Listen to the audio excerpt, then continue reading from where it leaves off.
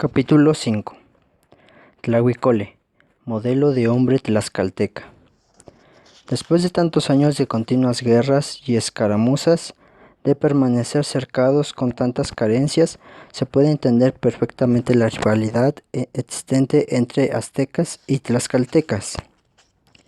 Una de las formas como se hizo patente esta rivalidad fue el hecho de que nunca se casaron entre ellos, a diferencia de lo que sucedía con los de otras provincias. Cuando unos u otros tomaban algún prisionero de guerrera, jamás tenían costumbre de rescatarlo, porque esto lo tenían considerado como muy ignominioso. Entonces el prisionero tenía que morir sacrificado o bien morir peleando, en lo que se llamaba sacrificio gladiatorio, que consistía en encadenar a la víctima de la pierna o de la cintura, dejándole cierta libertad de movimiento y proporcionarle armas, para que así atado combatiera con varios guerreros enemigos, hasta que finalmente era vencido y muerto.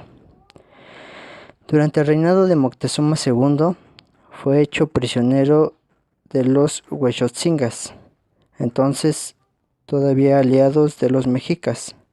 El famoso general tlaxcalteca Tlahuicole, cuyo nombre significa el de la vista de barro. La fuerza física de este famoso general de la República era imponente. Se dice que tan solo la macana con la que combatía era tan grande y pesada que apenas podía ser levantada del suelo por un soldado de fuerzas normales. Por esta razón, Tlahuicole era el terror de los enemigos de Tlaxcala, que huían en cuanto lo veían aparecer con su gran macana. En una acción de guerra que tuvieron contra los Huexotzincas, Tlahuicole cayó en un lugar pantanoso y fue hecho prisionero. Sus enemigos lo encerraron en una jaula de madera y lo llevaron a Tenochtitlán para presentarlo ante Moctezuma, quien, sabedor de las hazañas realizadas por el gran guerrero tlaxcalteca y apreciando su valor y fuerza, en vez de darle muerte, le otorgó la libertad para que pudiera regresar a su patria. Tlahuicole rechazó el favor del emperador mexica, protestando que no podía presentarse ante sus antiguos compañeros de armas, habiendo sido cautivo de los aztecas, y que no podía cargar con tanta ignominia y vergüenza, y por lo tanto prefería morir como cualquier prisionero en honor de los dioses. Moctezuma II lo retuvo en la corte de México tratando de ganarse su voluntad y servirse de él. Por ese tiempo surgió la guerra contra el reino Tarasco de Michoacán y el rey Moctezuma mandó su ejército, bajo las órdenes del general Tlahuicole, a Tlatzimaloyan, que era el límite entre los reinos de Michoacán y México. Esta guerra duró 6 meses. El general tlaxcalteca desempeñó con gran valor el cargo y no defraudó la confianza que le tuvo Moctezuma II. Aunque no logró vencer totalmente a los michoacanos, les hizo muchos prisioneros y les quitó una buena cantidad de cobre y plata, que era el motivo principal de la guerra. Regresó a México con estas ventajas y cubierto de fama y honores.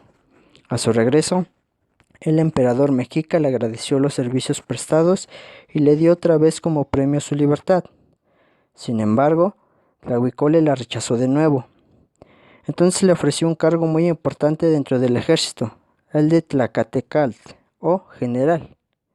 El gran guerrero de Tlaxcala, añorando su patria y sabiendo que no podía regresar a ella, rechazó este cargo, diciendo a Moctezuma que deseaba morir sacrificado, pero no como cualquier prisionero, sino que solicitaba el sacrificio gladiatorio, que era el que se reservaba a los prisioneros de mérito. Durante unos 3 años más estuvo Tlahuicole en México, viviendo con una de sus mujeres que había llegado de Tlaxcala para reunirse con él, la cual, por cierto, también fue sacrificada. A cabo de este tiempo, Moctezuma condesificó finalmente a los deseos del general y señaló el día y la hora en que se llevaría a cabo el sacrificio. Desde una semana antes empezaron los preparativos con fiestas y bailes entre los mexicas, y llegado el día, Se presentaron ante el rey la nobleza y una enorme multitud del pueblo para ver el gigante guerrero de Tlaxcala combatir y morir por los dioses. Según la costumbre establecida para este tipo de sacrificio, lo ataron al Temalacalt o piedra grande y redonda, y salieron a combatirlo varios hombres fuertes y esforzados. Tlahuicole, con su gran fuerza y destreza en el manejo de las armas, dejó a 8 muertos y a 20 heridos. Finalmente, recibió un fuerte golpe que lo hizo caer sin sentido. Así lo llevaron inmediatamente a la presencia del dios Huitzilopochtli para abrirle el pecho y extraerle el corazón, haciendo después rodar su cuerpo por las escaleras del Templo Mayor de México. Así terminó la vida de este noble tlaxcalteca. Capítulo 6. Guerra hispano-tlaxcalteca. Cortés y sus hombres desembarcaron en las playas de Veracruz en la Semana Santa de 1519, el día 21 de abril. Permanecieron en estas tierras por algún tiempo y partieron luego para México Tenochtitlán, en Zempoala, ciudad capital del reino de los Totonacas, en el actual estado de Veracruz. Los caciques del lugar aconsejaron a los españoles elegir a la provincia de Tlaxcala como el mejor camino para llegar a donde pretendían, ya que sus habitantes eran amigos de los de Zempoala y mortales enemigos de los mexicas. Los españoles y sus aliados zempoaltecas emprendieron el camino hacia Tlaxcala. El cambio de terreno fue notable. En lentas jornadas se quedaba atrás la vegetación tropical veracruzana, tan parecida a la de Cuba, y empezaba el ascenso hacia la meseta central. Los soldados cronistas nos hablan de la sorpresa con que vieron los llanos, tan parecidos a los de Castilla, con sus montañas al fondo. A su paso por las aldeas contemplaron y son contemplados con admiración por múltiples de gente morena de rostro reservado y triste. Al llegar a Iztacuistlamitlan, pueblo enclavado en la sierra del actual estado de Puebla y al que pusieron por nombre Castilblanco, por los soldados portugueses que venían con Cortés dijeron que se parecía mucho a una provincia de Portugal con este nombre. Les dieron muchos informes sobre la fortaleza de México y su rey Moctezuma II.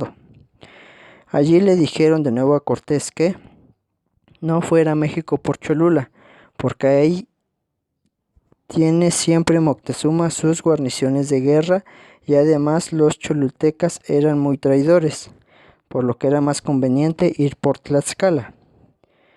Llegaron los españoles a una población llamada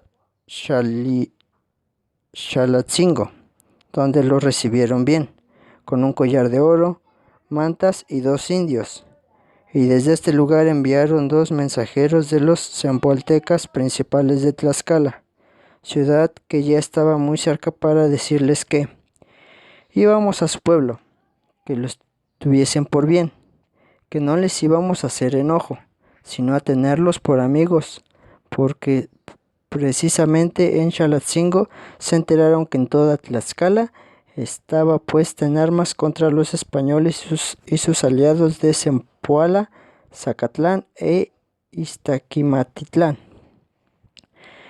Estos 2 mensajeros fueron hechos prisioneros por los tlaxcaltecas antes de ser escuchados, pero se lograron escapar llevando a los españoles la noticia de Tlaxcala y lo que ahí habían oído. Ahora hemos de matar a esos que llamáis teules, dioses, y comeremos sus carnes y veremos si son tan esforzados como publicáis, y también comeremos vuestras carnes, pues venís con traiciones y embustes del traidor Moctezuma. Esto sucedió porque, en principio, los tlaxcaltecas pensaron que por venir los españoles acompañados de los de Zempoala y otras provincias se estaban aliadas a los aztecas. Estaban también ellos de parte de estos. Llegaron Cortés y su ejército al sitio donde se encontraba una fortaleza hecha de cal y canto, situada precisamente en el límite de las tierras de Tlaxcala.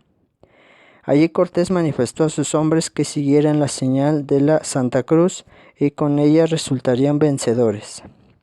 Probablemente en la última semana de agosto y primeros días de septiembre de 1519 se llevó a cabo el primer enfrentamiento de los ejércitos tlaxcaltecas contra los españoles, mostrando a ambos contendientes un gran valor.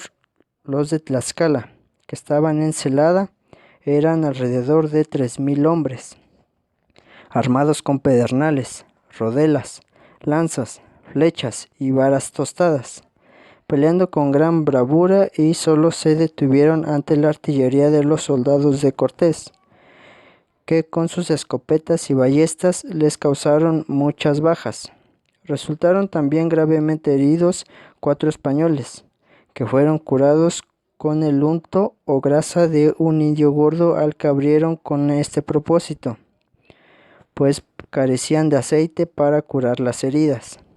Sin embargo, uno de los soldados de Cortés murió a los pocos días a resultas de las mismas. Después de esta victoria, los españoles establecieron su campamento o real en la región de Tecuatzingo, Tecuac, cerca de un arroyo, y se mantuvieron a la expectativa, curándose de las heridas y Cortés de unas calenturas que le aquejaban. Entretanto, los tlaxcaltecas deliberaron sobre qué hacer con esos hombres blancos y barbados, que a ciencia cierta no sabían si eran mortales o dioses. Capítulo 7. Xicoténcatl, el joven, y la batalla de Zompancingo. En contra de lo que pudiera pensarse y comúnmente se cree, sabemos que los tlaxcaltecas no se aliaron a los ejércitos españoles de primera intención, sino hasta después de haber librado con ellos duros combates, con pérdida de muchas vidas, y después de una larga deliberación sostenida por las autoridades de Tlaxcala. Una de las acciones de guerra más importantes se llevaron a cabo en Zompancingo, hoy San Salvador Zompantepec, a unas 6 leguas de Tlaxcala, los primeros días de septiembre de 1519. Apareció entre los españoles un escuadrón de 6,000 guerreros con grandes gritos, tambores y trompetas, flechando y tirando varas, hondas y piedras. Como los españoles habían capturado un día antes a 3 tlaxcaltecas, los enviaron a decir que no querían la guerra sino tenerlos como hermanos. Como respuesta a esto, los ejércitos de Tlaxcala se mostraron más reacios y ofensivos. Sus escuadrones estaban muy bien disciplinados y cada uno llevaba su propio capitán y su estandarte de guerra. En el Ocotelulco tenían un pájaro verde sobre una roca, el de Tizatlán una garza sobre una peña, al de Tepeticpac un lobo con flechas en la garganta, y el de Cuahuitztlán un parasol de plumas verdes. Ante la feroz contienda del pueblo tlaxcalteca, cuyo capitán general era el joven Xicoténcatl, hijo del viejo cacique de Tizatlán, Cortés se encomendó al apóstol Santiago, gritando a sus soldados: «¡Santiago y a ellos!», causándoles muchos muertos y heridos, entre los cuales se encontraban 8 capitanes muy principales e hijos de los caciques. Los españoles se vieron también en muy grande apuro, porque había por allí unas quebradas por donde no podían pasar con facilidad los caballos, y al ir cruzándolas recibieron una verdadera lluvia de flechas y pedradas que les causaron gran daño. Relata Bernal Díaz Castillo, a propósito de este episodio de guerra, lo siguiente: «Estaban 20 escuadrones sobre nosotros y nuestras vidas en mucho peligro, porque eran tantos guerreros que a puñados de tierra no cegaban, sino que la gran misericordia de Dios nos socorría y nos guardaba. Los tlaxcaltecas, por su parte, estaban llenos de terror y curiosidad por dos elementos nuevos que no conocían: las armas de fuego o explosivas y los caballos. Incluso, una de sus inquietudes era la de obtener un caballo para descubrir si era o no un animal mortal. Por eso, en medio de la batalla en que murieron Pedro Morón y su yegua, se llevaron a esta y la hicieron pedazos para mostrarla a todos los pueblos de Tlaxcala. Ofrecieron a sus ídolos las herraduras del animal, un sombrero flamenco y una espada que les habían mandado como regalo con los emisarios de Zempoala y 2 cartas en las que demandaban paz. En la batalla de Zompancingo, ambos ejércitos se comportaron con gran valentía. Sin embargo, la superioridad de las armas españoles acabó con vencer a la superioridad numérica de los tlaxcaltecas, aunque los dos bandos sufrieron considerables bajas. Una táctica que tenían los tlaxcaltecas en las batallas era que cualquier indio herido o muerto se le retiraba inmediatamente del campo de batalla, de tal suerte que para el enemigo resultara muy difícil calcular el daño real que hacía. Por su parte, los españoles, después de largos días de batalla, de noches en armas y en vigilia, con la constante presencia de las heridas, las enfermedades y la muerte, los soldados se derrumbaban de abatimiento. Tardaban muchos días en curarse las heridas, y algunos morían a consecuencia de estas y del trabajo pesado que realizaban. Otros quedaban mancos y cojos.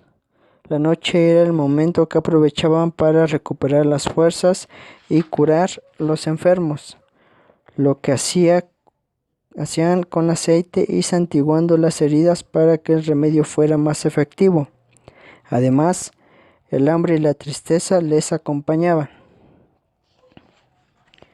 Capítulo 8. El Senado tlaxcalteca y su deliberación sobre la actitud a seguir frente a los españoles. Cuando llegaron los mensajeros de Cortés, había enviado desde Zempoala y describieron el aspecto y valor de los españoles, sus grandes embarcaciones, que parecían casas flotantes, los caballos y las armas que causaban gran estruendo y daño. Toda la ciudad de Tlaxcala se puso en estado de alerta y sus autoridades se reunieron para deliberar cuál era su actitud frente a los extranjeros que muy pronto estarían en sus tierras. Los mensajeros de Zempoala describieron a los españoles ante los caciques de los 4 señoríos como héroes fuertes y animosos, por cuyo valor de ellos, los zempoaltecas, se han visto ya libres de pagar el tributo al rey Moctezuma de México. Señalaban además que los españoles se protestan vasallos de un monarca poderoso, en cuyo nombre quieren visitarlos, ofreciéndose también a darles noticia del verdadero Dios y a favorecerlos y ayudarlos a combatir a su capitán enemigo Moctezuma. Los miembros del Senado de Tlaxcala se reunieron en consulta para emitir cada uno su punto de vista sobre la situación y las alternativas posibles para resolver dicho problema. Matziscatzin, el señor de Ocotelulco, hombre muy querido y estimado por su benignidad y prudencia, opinó que se debía tomar en cuenta el consejo de los totonacas de Zempoala y recibir bien a los extranjeros, ya que además, por las señas que daban de ellos, parecían ser los hombres que según la antigua tradición deberían llegar un día a estas tierras. Además, enfatizó Matziscatzin, los terremotos que poco antes habían sentido, el cometa que se dejaba ver en el cielo y otros sucesos notables que habían acontecido, muy bien podrían ser indicativos de haber llegado ya el cumplimiento de los tiempos que se esperaba de acuerdo a sus antiguas profecías. De ser así, sería del todo inútil ofrecer alguna resistencia. Xicoténcatl, señor de Tizatlán, hombre anciano y ciego, pero de mucho crédito para su gran experiencia en los negocios políticos y militares, opinó en forma contradictoria a Maxicatzin, manifestando: nuestra ley nos manda hospedar a los forasteros, pero no cuando hay prudente sospecha de que puedan ocasionar daño al Estado. ¿Cómo pueden ser dioses unos hombres que buscan con tanta ansia el oro y los placeres? ¿Y qué no debemos temer de ellos en una tierra tan pobre como la nuestra, que aún de la sal carece? Agravia el valor de nuestra invicta nación, quien la cree tan fácil de vencer por unos pocos extranjeros. Si ellos son mortales, las armas tlaxcaltecas lo harán manifiesto ante el mundo, y si son inmortales, ya habrá tiempo después de calmar su indignación e implorar su clemencia. Esta contradictoria opinión entre los dos personajes más acreditados del Senado tlaxcalteca provocó división en los ánimos y opiniones de los otros consejeros subalternos, los que estaban acostumbrados a una vida pacífica y gustaban de actividades como el comercio. Se adhirieron a la opinión de Maxicatzin, en tanto los militares apoyaron al viejo cacique de Tizatlán. Uno de los miembros del Senado, llamado Temiltotecatl, tomó la palabra y propuso una postura intermedia entre la pacifista de Maxicatzin y la guerrera Xicoténcatl. Él sugirió que se enviase al jefe de aquellos extranjeros, Cortés, una respuesta atenta y se le concediera el permiso que estaban solicitando para entrar a su ciudad, pero al mismo tiempo se comisionó al joven Xicoténcatl para que saliera al mando de las tropas de la República a probar fuerzas contra los extranjeros advenedizos. Si logramos vencer, dijo Temiltotecatl, sería inmortal la gloria de nuestras armas. Si, por el contrario, resultamos vencidos, culparemos a los otomíes que defienden las fronteras del territorio y diremos que sin orden nuestra ellos emprendieron la guerra. Después de una deliberación, el Senado aprobó esta última propuesta, es decir, la de Temiltotecatl, y por ello el ejército de Tlaxcala ofreció resistencia armada a los españoles en varias ocasiones, principalmente en la de Zompancingo, resultando vencedoras las armas españolas. Disgustado Xicoténcatl, el joven, del resultado de los enfrentamientos, consultó a los adivinos y agoreros de Tlaxcala, los cuales respondieron que aquellos extranjeros rubios eran hijos del sol y por ello eran invencibles durante el día, pero que llegado la noche les faltaban las fuerzas para defenderse. Xicoténcatl, siguiendo el consejo de los adivinos, envió al campamento de los españoles a 50 hombres con comida y provisiones, para espiar la conducta de los hispanos. Sin embargo, Cortés, prevenido por los de Zempoala de las intenciones de los espías tlaxcaltecas, los hizo detener, confesar sus propósitos y luego, como castigo, les cortó a todos las manos y los envió a decir a su señor que de día o de noche, y cada que él viniesen, verían quiénes éramos. Además, esto sirvió para poner en estado de alerta a Cortés y a su gente y prevenirlos contra un ataque nocturno que efectivamente planeaban a realizar los tlaxcaltecas. Denle like y compartan. Gracias.